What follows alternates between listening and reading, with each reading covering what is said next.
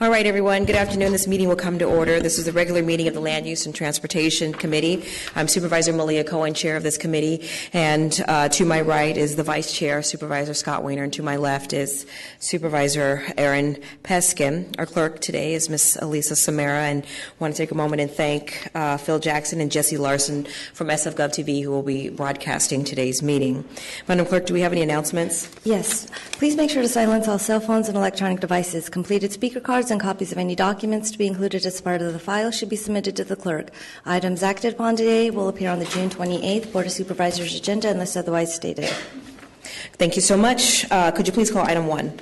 Item number 1 is an ordinance amending the planning code and zoning map to facilitate development of the Potrero Hope project by rezoning the parcel from public to RM2 and increasing the height and bulk limits. All right, so I am the sponsor of this item, and the item for you is a zoning change for 1101 Connecticut Street, otherwise known as Block X, which is part of the Potrero Hill Hope SF site.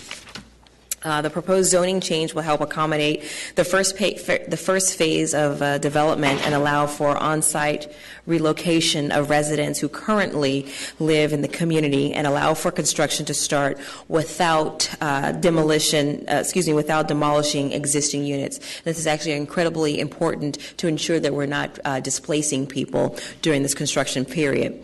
The revitalization and rebuild of public housing has been a key priority for most of everyone on the Board of Supervisors, including myself. And so this legislation is absolutely critical piece for the rebuild efforts of the Potrero site. So, colleagues, I hope that you will support this item today.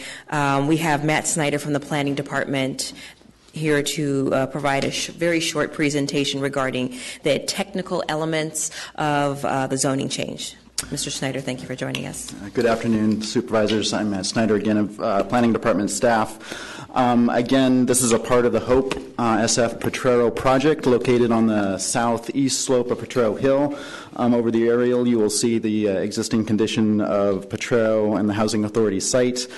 We are currently working on a design for development documents, a special use district, and a development agreement with the project sponsor, Bridge Housing. However, we wanted to make sure to get this project going quickly to enable a portion of the site, which is currently vacant, to start construction so that we can allow relocation. So the project is located again on Potrero Hill. On the overview, let me see, I'm sorry, the location of the site.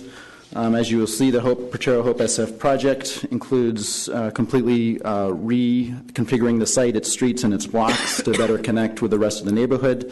We are looking at heights between 65 feet and 40 feet for this particular site located at the southernmost portion. Currently, it's zoned 40 feet. The D for D and the overall vision for Potrero would have it at 50 feet. These particular two parcels are currently zoned. One of them is zoned P. It's owned by the school district. The other one is zoned RM2, which is the underlying district. This legislation would simply put the underlying zoning as RM2 to be consistent with the rest of the Potrero Hope SF project. Similarly, with the height, currently zoned 40 feet. We're just looking to rezone it as 50 feet. In the diagram that I just showed you, it would be consistent with what we are envisioning for all of Hope SF Potrero. Supervisors, this concludes my presentation, and I'd be happy to answer any questions that you might have. All right, thank you. I appreciate the presentation, Mr. Snyder. Let's see, colleagues, I don't see anyone's name on the roster, so let's go ahead and open up for public comment on this item. Folks, just as a reminder, public comment is 2 minutes. You'll hear a soft chime indicating 30 seconds remaining on your time. Is there anyone that'd like to comment on in public comment for item 1? All right, seeing none, public comment is closed. Thank you. So I'd like to make a motion that we move this item forward to positive recommendation. Without objection. Without objection, I hear, all right. I get a nod. All right, without objection, this motion passes with a positive recommendation. Thank you very much for the support. Colleagues, item number 2, Madam Clerk. Item number 2 is an ordinance amending the Transportation Code to consolidate and clarify existing fare evasion regulations, revise passenger conduct violations, and authorize a separate fine amount for youth. Okay, so we've got Diana Hammonds from the SFMTA who's going to present on this next item. Good afternoon, Supervisors. Diana Hammonds, SFMTA. The item before you is an amendment to Division 1 of the San Francisco Transportation Code to implement the provisions of California Senate Bill 413, which authorize local jurisdictions to establish administrative penalties for transit violations committed by youth and for failure to yield a seat reserved for an elderly person or person with disabilities on any public transit vehicle. The ordinance also recommends a number of non-substantive amendments, deleting outdated references, and adds language to comply with existing law. This change will allow transit violations issued to youth to be processed in the same manner that parking tickets and existing adult transit violations are processed, removes them from the court system, and also allows them to protest and pay in a much more flexible manner with eliminating the in-person requirement for protests. Pending approval of this legislation, the SFMTA Board has approved setting these fines for the violations at $56 effective July 1st, which is 50% of the fine for adult transit violations. And I'm happy to answer any questions. Thank you. I don't see any questions so far. Colleagues? Nope. Okay, let's go ahead and take public comment on this. I read it last week. All right. All right, seeing no public comment is closed for item. Is there public? Let's go.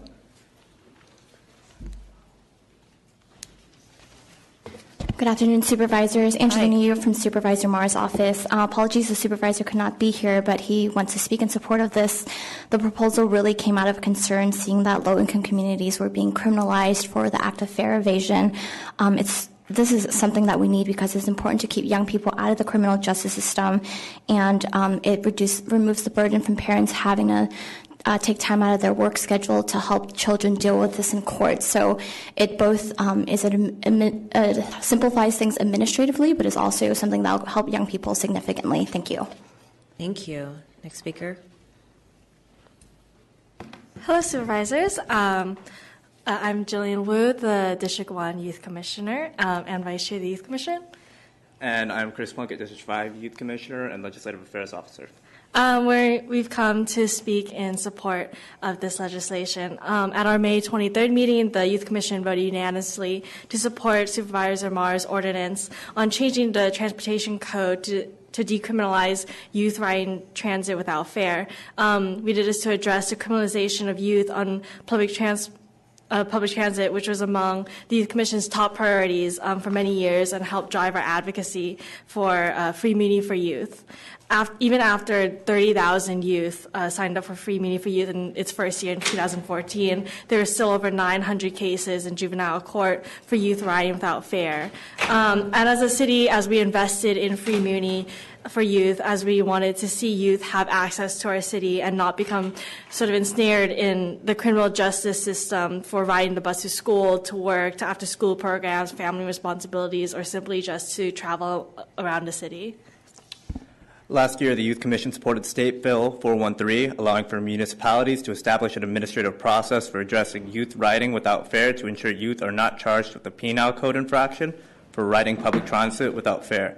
This process would still maintain transit agencies' ability to charge and collect a fee by administrative process, but moreover, MTA and the school district are continuing the critical work of ensuring that those youth in need of free transit passes have access to them. In addition, there is now a state legislation being introduced, SB 882 Hertzberg, that would decriminalize youth riding public transit without fare. This legislation is an opportunity for San Francisco to get in front of this issue and lead these statewide charges, as well as to continue to support our youth and families, as we have been doing through the establishment of the highly successful Free Muni for Youth program. Thank you. Thank you. Thank you. Thank you for your advocacy. Are there any other members of the public that'd like to speak on this important item?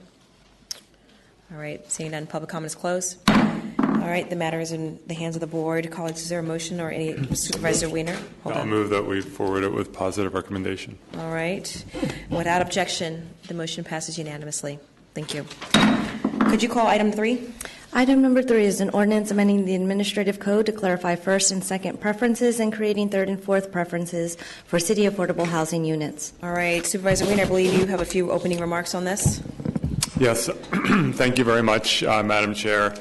Today before us is legislation that, frankly, it's surprising that it's not already in the code, specifically to provide that San Francisco residents receive a preference over non-residents when it comes to the lottery for affordable housing.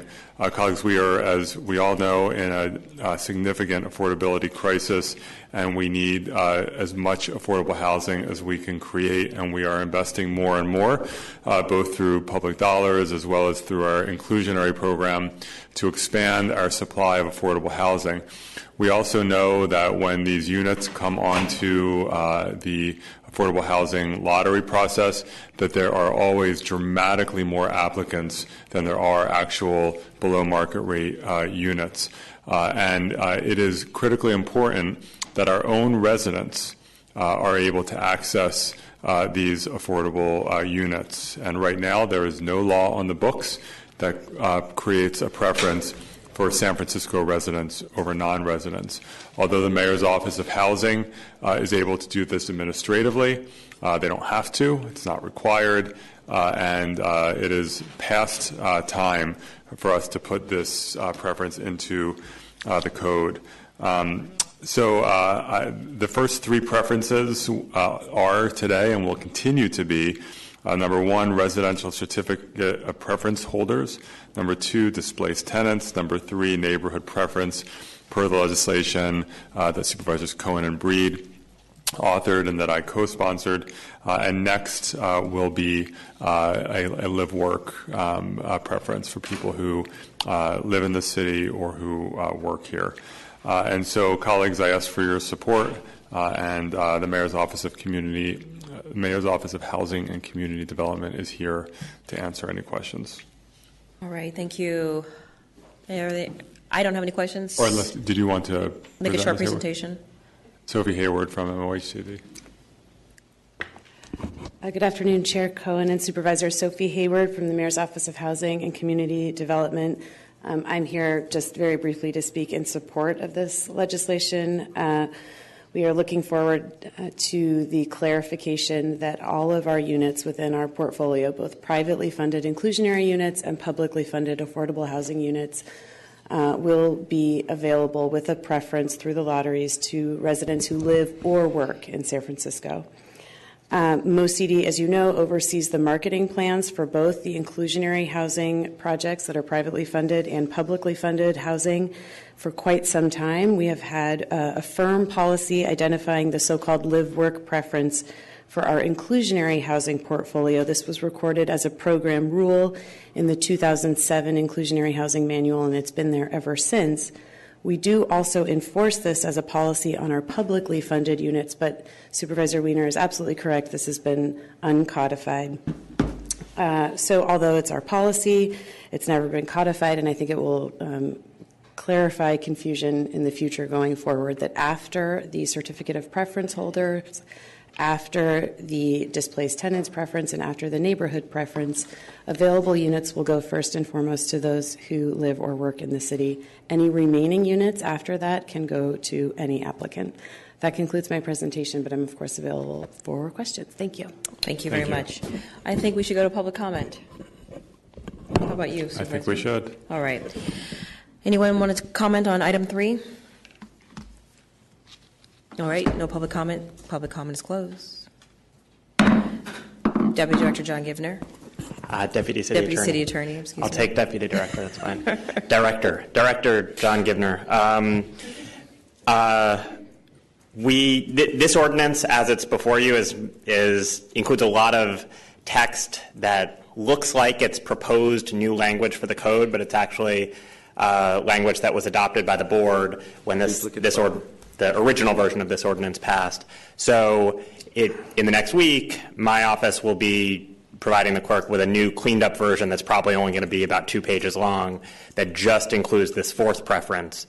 But we would ask that the committee today vote to amend the title, because the title of the ordinance that will appear at the board next week will actually just be just refer to the fourth preference. I don't have the language in front of me, but if you can just make an amendment to reflect that the title will be changed. Yeah. Supervisor Weiner, would you like to make that? Yes, I will make that motion. And just by way of context, this legislation came to be not through the usual introduction, but when the neighborhood preference was moving through the board, I asked that the file be duplicated, and we made amendments and then sent it to the Planning Commission. And so that's why we have to do that cleanup now. So I'll make that motion. Great, thank you. Supervisor Peskin? Thank you, Madam Chair.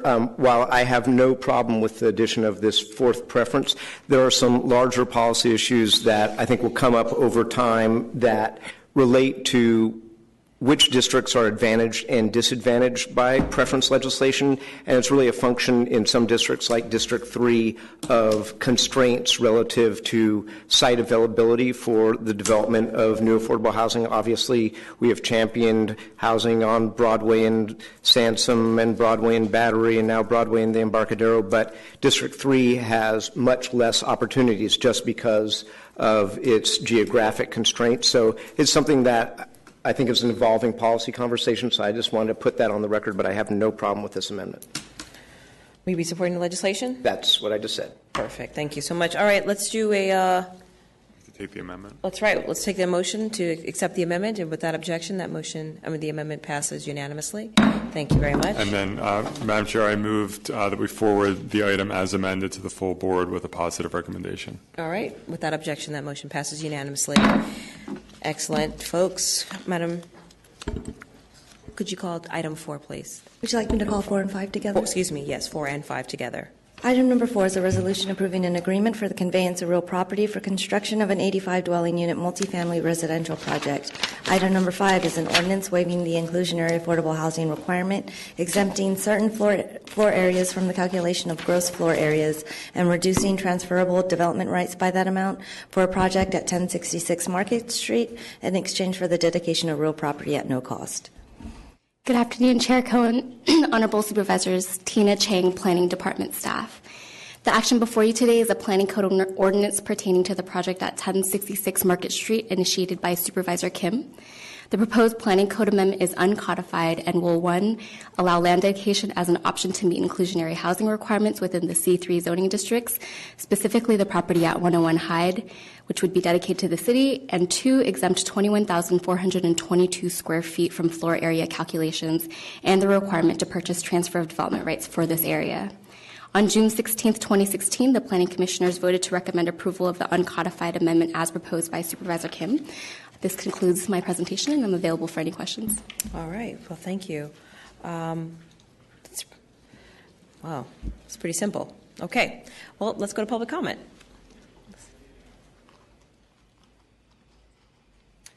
Good afternoon, Supervisors. Meg Spriggs with Shorenstein Properties, the project sponsor.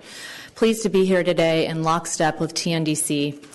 We have a consensus-driven solution to dedicate the 101 Hyde Street property to the city for the creation of nearly triple the number of affordable housing units that we would have had on site at 1066 Market, and at a much lower level of affordability. I'll keep it brief, but we're here to answer questions as well. Great, thank you. Next speaker, please. Good afternoon, Don Fox, CEO of TNDC Tenderloin Neighborhood Development Corporation. We filed the appeal not so much on our own behalf as on behalf of the community in response to what we were hearing from people, that the inclusionary units would not be affordable to them. And likewise, we're hearing that they are really pleased with this solution, which just seems like an aligning of the stars, where at 101 Hyde Street we will be able to develop more affordable housing at deeper levels of affordability. And I'm available to answer questions. Thank you. Great. Too bad all of our policy debates can't end so elegantly. All right. Is there anyone else that'd like to speak on this item? All right. Seeing none, public comment. All right.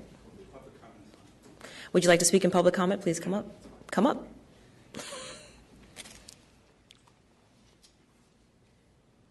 Good afternoon, and thanks for hearing this item. My name is Mike Anderer from Demariak Academy. Earlier today, Demariak Academy submitted a letter of support for the 1066 and 101 Hyde project. We're really, really pleased with the outcome of this effort, this community-based driven effort.